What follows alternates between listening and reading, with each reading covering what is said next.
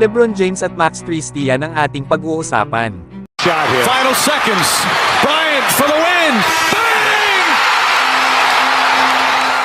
Good news ito sa mga Lakers fans.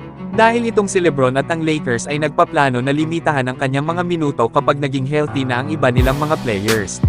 Sa ngayon daw kasi ay merong 34 minutes of playing time itong si LeBron James. Na isang laro pa nga lang ang nakakaligtaan ni LeBron dahil sa left calf injury. Na ang goal nga daw ng Lakers ay matapos ang regular season na healthy pa rin itong si LeBron na maglalaro. Na kaya lang naman daw ito napipilitin na maglaro sa heavy minutes ay dahil meron pa daw injury itong si Jared Vanderbilt. Dahil kapag nasa loob si LeBron ay maganda ang nagiging performance ng Lakers. Na kung saan ay meron silang positive 7 sa net rating.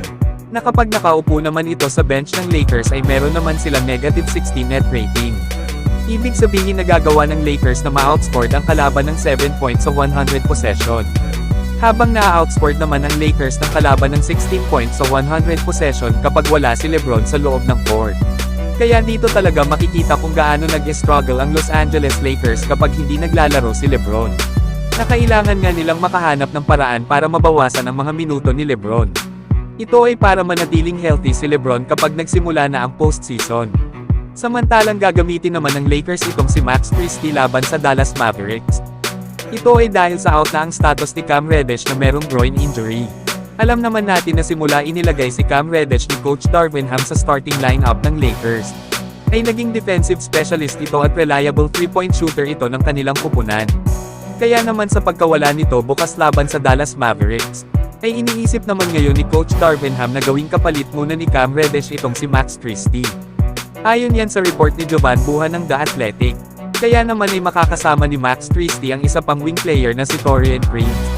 Na malaking tulong nga ito para sa Los Angeles Lakers na ilagay ang kanilang best defender bukas laban sa Mavericks. Lalo at ang makakaharap nilang kupunan ang pangalawa sa NBA na may pinaka-best pagdating sa opensa dahil dito kana Kyrie at Luka. Na kanina nga sa pagkawala ni Cam Reddish ay nabigyan ng pagkakataon itong si Max Christie. Na nagkaroon nga ito ng 25 minutes of playing time. At nakagawa naman ng 7 points, 5 rebounds, 4 assists, 1 steal at 1 block. Na meron naman itong 3 out of 8 sa field. Kaya tama lang talaga na si Max Christie na muna ang ipalit ng Lakers kay Cam Reddish sa kanilang starting lineup. Para naman maiwan sila Rui Hachimura at Austin Reeves sa kanilang second unit at manatiling balance pa rin ang kanilang opensa. Pero kayo mga idol, ano ang masasabi nyo dito kay Max Christie? So hanggang dito na lang tayo mga idol. At huwag nyo naman kalimutan mag-subscribe bilang pagsuporta.